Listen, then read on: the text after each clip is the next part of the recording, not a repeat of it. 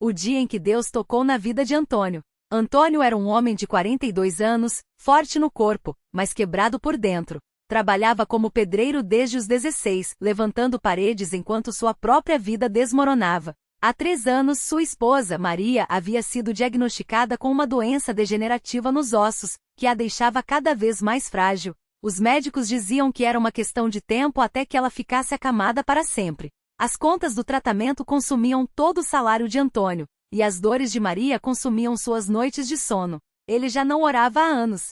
Deus, para ele, era um silêncio distante, um nome que só ouvia em juramentos de desespero. Uma tarde, enquanto carregava sacos de cimento em uma obra no bairro do Brás, em São Paulo, Antônio escutou um canto vindo de uma pequena sala alugada no térreo de um prédio simples. Não havia instrumentos, apenas vozes unidas em harmonia, cantando algo que soava como: ó, quão suave é a tua voz, Jesus, meu Salvador.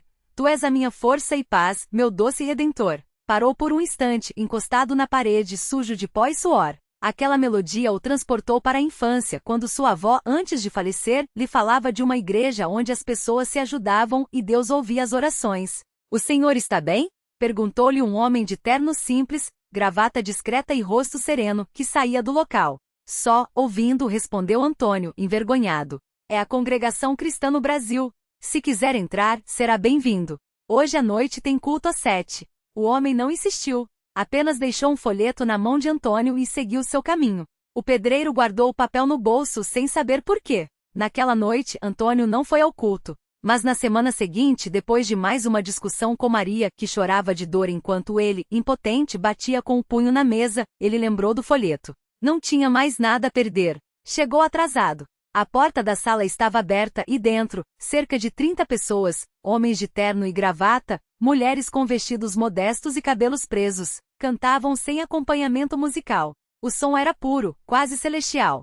Antônio ficou parado na entrada, sem jeito, até que um irmão mais velho, de barba branca e olhos bondosos, acenou para ele entrar. Sentado ou em pé, irmão, como se sentir melhor, disse baixinho.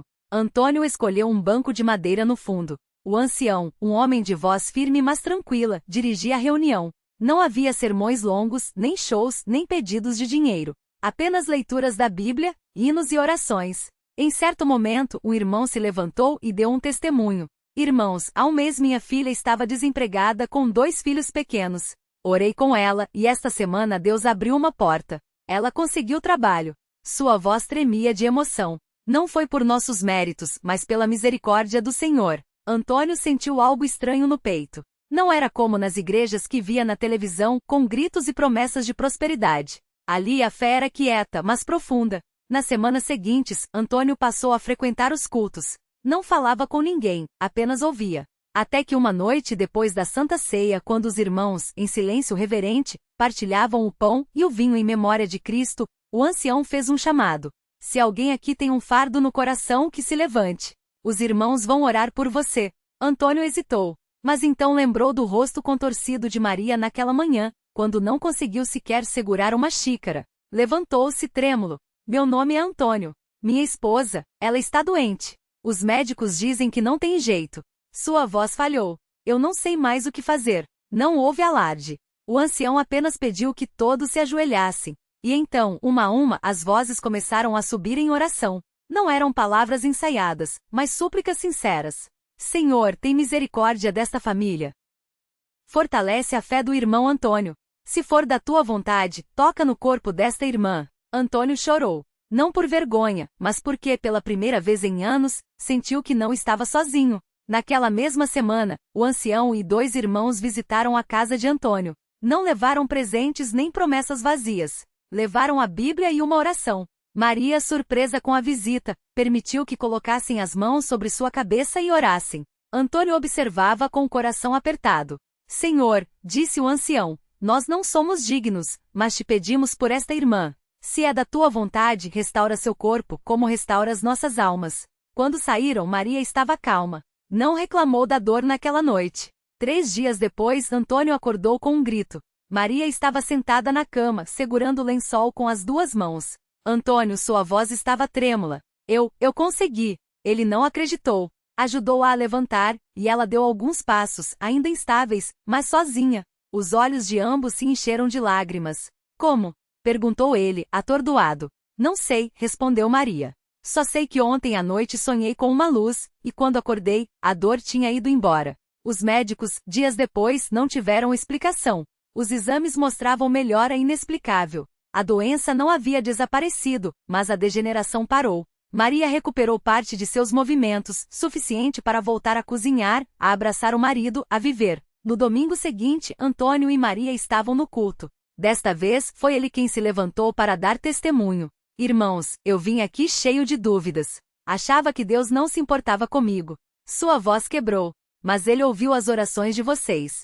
Não foi um milagre barulhento, não foi como eu imaginava, mas foi real. Minha esposa está aqui de pé, por causa da fé desta igreja. Maria, ao seu lado, acenava com a cabeça, os olhos brilhantes. O ancião sorriu e disse: Isto não é força nossa, irmão Antônio. É o poder de Deus que se manifesta onde há humildade e fé. Anos depois, Antônio foi batizado nas águas da Congregação Cristã no Brasil.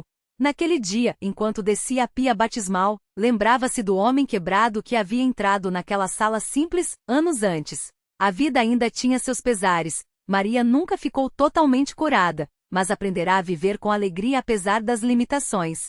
O importante, porém, era que Antônio havia encontrado algo que nenhum médico nem remédio poderia dar: paz. Ele aprendeu que os milagres de Deus não são sempre espetaculares. Às vezes são silenciosos, como um hino cantado sem instrumentos, como um aperto de mão de um irmão desconhecido, como uma oração murmurada em meio à noite. Mas são reais. E mudam tudo. A fé não tira as lutas da vida, costumava dizer Antônio aos novos que chegavam à igreja. Mas ela nos dá forças para enfrentá-las. E isso, para mim, já é milagre suficiente. Naquela tarde, enquanto Antônio saía da igreja, o sol batia forte nas ruas do bairro. Ele parou por um instante, olhou para o céu e sentiu um calor no peito que não era do clima. Era gratidão. Lembrou-se dos dias em que achava que não havia saída, quando a dor da perda e o peso das dívidas o sufocavam. Mas ali estava ele, de pé, firme, com um sorriso que nem ele mesmo reconhecia mais. Foi então que viu uma mulher sentada no banco em frente à igreja, com o rosto entre as mãos. Não era preciso perguntar para saber que ela chorava. Antônio hesitou por um segundo, mas algo dentro dele o impulsionou a se aproximar. Tudo bem, minha irmã? Perguntou com a voz calma que só quem já passou pelo Vale da Sombra conhece. A mulher levantou o rosto, enxugando as lágrimas com pressa. Era jovem, não devia ter mais que 30 anos, mas seus olhos carregavam um cansaço que parecia de décadas.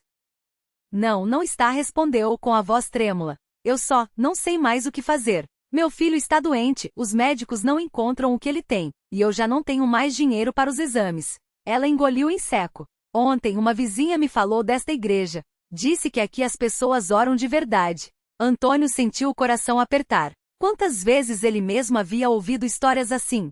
Quantas vezes havia sido aquele homem desesperado, buscando um milagre? Ele se sentou ao lado dela, sem pressa. Eu já estive onde a senhora está, confessou. Já chorei até não ter mais lágrimas, já gritei com Deus, já pensei em desistir. Mas foi aqui nesta igreja que aprendi uma coisa: Deus não nos abandona. Às vezes a resposta demora, às vezes vem de um jeito que a gente não espera, mas ele ouve. E age. A mulher olhou para ele, entre a esperança e o ceticismo. O senhor acha que Deus pode curar o meu filho? Antônio sorriu, não com a confiança de quem nunca duvidou, mas com a certeza de quem já viu o impossível acontecer. Eu não sei como nem quando, mas eu sei que ele pode. E se a senhora quiser, eu oro com você agora mesmo.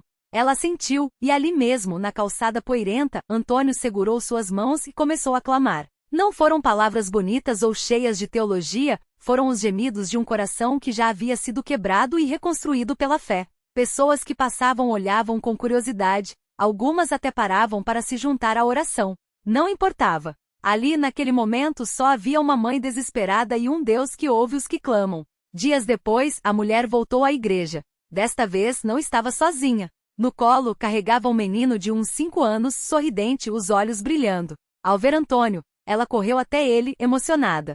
Pastor, o senhor lembra de mim? Perguntou, sem esperar resposta. O médico descobriu o que meu filho tinha. Era uma infecção rara, mas já está sendo tratada.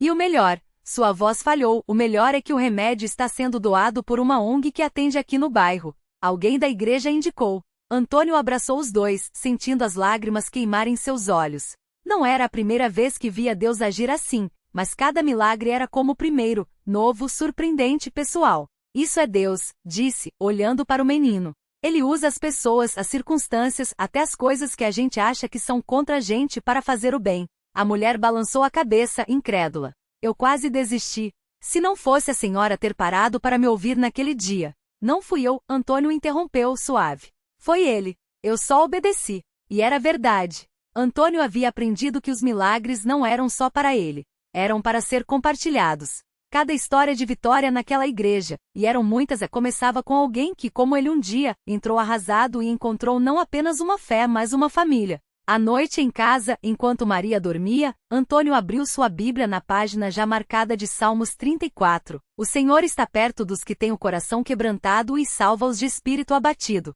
Ele sorriu. Não era um homem rico, nem famoso, nem livre de problemas. Mas era livre. Livre do desespero. Livre da solidão. Livre da ideia de que estava sozinho no mundo. Deus havia transformado sua dor em propósito. E isso, para ele, era o maior de todos os milagres. Naquela mesma semana, Antônio recebeu um telefonema que o deixou com o coração apertado. Era sua irmã, Lúcia, ligando de uma cidade distante. A voz dela tremia ao contar que o sobrinho de Antônio, Pedro, de apenas 12 anos, havia sido diagnosticado com uma doença rara que afetava seu sistema nervoso. Os médicos davam poucas esperanças, e os custos do tratamento eram altíssimos. Antônio, eu não sei mais o que fazer, Lúcia chorava. Eles dizem que ele pode ficar paralisado, ou pior. Antônio sentiu o peso da notícia, mas, dessa vez, não se deixou abalar pelo medo. Ele já tinha visto o impossível acontecer. Com calma, pediu para Lúcia trazer Pedro à igreja no domingo seguinte. Não prometo nada, irmã, disse ele. Mas prometo que vamos lutar juntos. No domingo, a Universal estava cheia como sempre, mas havia algo diferente no ar. Antônio chegou cedo, como de costume, e se ajoelhou no altar antes de qualquer coisa. Pediu a Deus não apenas pela cura de Pedro, mas pela fé da família que estava abalada. Quando Lúcia entrou com o menino nos braços, Antônio viu nos olhos dela o mesmo desespero que já tinha sentido. Pedro, fraco e pálido, mal conseguia segurar a cabeça erguida. Mas quando Antônio o pegou no colo e o levou até o altar, algo mudou. Este menino é filho de Deus, declarou o pastor, impondo as mãos sobre Pedro. E o que é de Deus, o diabo não pode tocar. A igreja inteira começou a clamar. Antônio fechou os olhos e orou com uma intensidade que nem sabia que tinha. De repente Pedro mexeu as pernas. Primeiro um tremor, depois um chute fraco. Lúcia gritou, incrédula. Meu Deus, ele está mexendo. O pastor continuou a oração e Pedro, aos poucos, abriu os olhos. Não eram mais os olhos vidrados de quem estava à beira da morte, mas os olhos brilhantes de uma criança que acabava de acordar de um pesadelo. Tio Antônio, Pedro sussurrou. Eu tô com fome. A igreja explodiu em louvor. Lúcia caiu de joelhos, chorando sem parar. Médicos depois confirmariam. Não havia mais nenhum sinal da doença no corpo de Pedro. Era um milagre que a ciência não conseguia explicar. Mas Antônio já sabia. Não era a ciência que tinha curado Pedro. Era a mesma fé que o tinha tirado do fundo do poço anos antes. A mesma fé que transformava vidas todos os dias naquele lugar. Na saída, Lúcia abraçou o irmão com força. Como eu posso agradecer? Ela perguntou. Antônio sorriu, olhando para Pedro, que agora corria pela calçada rindo. Não é a mim que você tem que agradecer, disse ele. É a Deus. E a melhor forma de agradecer é não guardar esse milagre só para você. Tem muita gente aí fora que precisa saber que ainda há esperança. Lúcia sentiu, com lágrimas nos olhos. Ela já entendia, o milagre não era só para Pedro. Era para ser compartilhado. Assim como a dor de Antônio um dia se tornou um testemunho, agora a cura do menino seria uma prova viva de que na Universal, Deus ainda operava maravilhas. E Antônio mais uma vez sentiu seu coração transbordar de gratidão. Não por ser um homem especial, mas por fazer parte de uma igreja onde o impossível se tornava possível, onde vidas eram restauradas, onde ninguém saía do jeito que entrou, porque ali entre aquelas paredes, Deus não apenas ouvia as orações, ele respondia. E isso para Antônio era a maior certeza de todas. Naquele mesmo domingo depois do culto, Antônio e Lúcia não conseguiram conter a emoção. Enquanto Pedro, agora cheio de energia, corria pelos corredores da Universal brincando com outras crianças, eles se aproximaram do pastor que havia orado pelo menino. Com voz trêmula, Antônio contou como o filho havia acordado no meio da noite, sem febre, sem dor, como se nada daquele pesadelo tivesse acontecido. O pastor sorriu com os olhos brilhando e colocou a mão no ombro de Antônio. Isso não é surpresa para Deus, meu irmão. Ele só estava esperando você confiar nele de verdade. E agora esse milagre não é só de Pedro. É de todos que precisam ver que a fé ainda move montanhas. Lúcia, que antes mal conseguia entrar numa igreja sem sentir culpa por suas dúvidas, agora abraçava a Bíblia com força. Pastor, eu quero servir. Quero contar para todo mundo o que Deus fez por nós. Não posso ficar calada. O pastor olhou para ela com carinho e disse: então comece hoje. Tem uma reunião de mulheres amanhã à noite. Venha e dê seu testemunho. Tem muitas mães ali que precisam ouvir que Deus não esqueceu dos filhos delas. E assim, no dia seguinte, Lúcia subiu ao púlpito pela primeira vez na vida. Com as mãos trêmulas, mas o coração firme, ela contou como Pedro havia sido curado. Como médico incrédulo havia olhado os exames e balançado a cabeça sem explicação. Como o menino que antes mal conseguia levantar da cama, agora pedia para ir à escola, cheio de vida. Quando ela terminou, não havia um olho seco naquela sala. Uma mulher no fundo levantou a mão, chorando. Minha filha tem a mesma doença. O senhor pode orar por ela também? Antônio, que estava ao lado de Lúcia, sentiu uma chama acender dentro dele.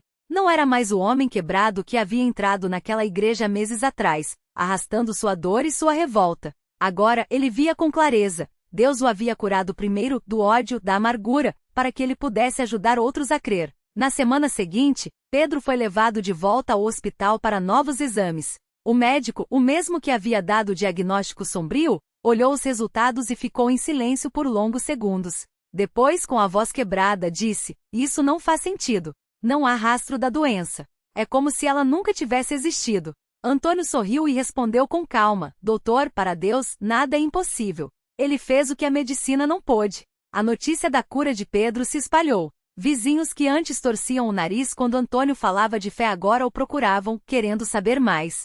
Alguns, envergonhados, confessavam: a gente achava que você tinha perdido a cabeça quando começou a ir naquela igreja. Mas agora a gente quer ir também. E assim a Universal, que um dia foi o último refúgio de Antônio, se tornou o primeiro lugar onde muitas famílias daquela comunidade encontraram esperança. Pedro, que deveria ter sido uma estatística, virou um símbolo. Antônio, que quase desistiu de tudo, se tornou um homem de oração, sempre com um abraço e uma palavra de fé para quem precisava. E Lúcia, que antes vivia com medo do amanhã, agora sorria ao ver o filho crescer saudável, sabendo que cada dia era uma prova do amor de Deus. Porque ali, naqueles bancos, entre canções de adoração e palavras de poder, eles tinham aprendido a verdade mais simples e mais profunda: Deus não muda. Ele ainda faz milagres. E quando um coração se abre para ele, nada, nem doença, nem dúvida, nem desespero consegue impedir sua mão de agir. O tempo passou, e o testemunho de Pedro não ficou só nas paredes da igreja ou nos corações da família.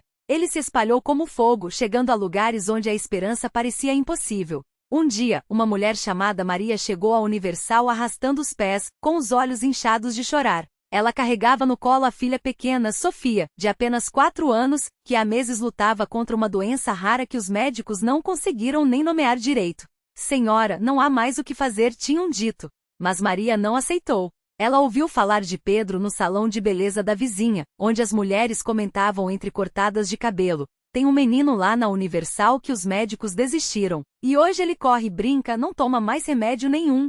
Dizem que foi um milagre. Maria segurou a bolsa com força e decidiu: se Deus tinha feito por Pedro, poderia fazer por Sofia. No primeiro culto que foi, ela viu Antônio de longe, aquele mesmo homem que antes mal conseguia olhar nos olhos das pessoas. Agora ele estava de pé, com as mãos levantadas, cantando com uma voz firme. Quando o pastor chamou para oração pelos enfermos, Maria correu para a frente, apertando Sofia contra o peito. As lágrimas caíam sem parar enquanto ela gritava: Senhor, eu não tenho mais para onde ir. Só o Senhor pode salvar minha filha. O pastor impôs as mãos sobre a cabeça de Sofia e orou com uma autoridade que Maria nunca tinha visto. Não foram palavras bonitas ou longas, foi uma ordem: em nome de Jesus, esta criança está curada. Maria sentiu algo estranho, como se uma corrente elétrica tivesse passado pelo corpo da filha. Sofia, que há semanas não conseguia nem levantar a cabeça, de repente abriu os olhos grandes e olhou para a mãe com um brilho que não tinha mais. Mamãe, eu tenho fome, disse, fraca, mas clara. Maria caiu de joelhos. Não era possível.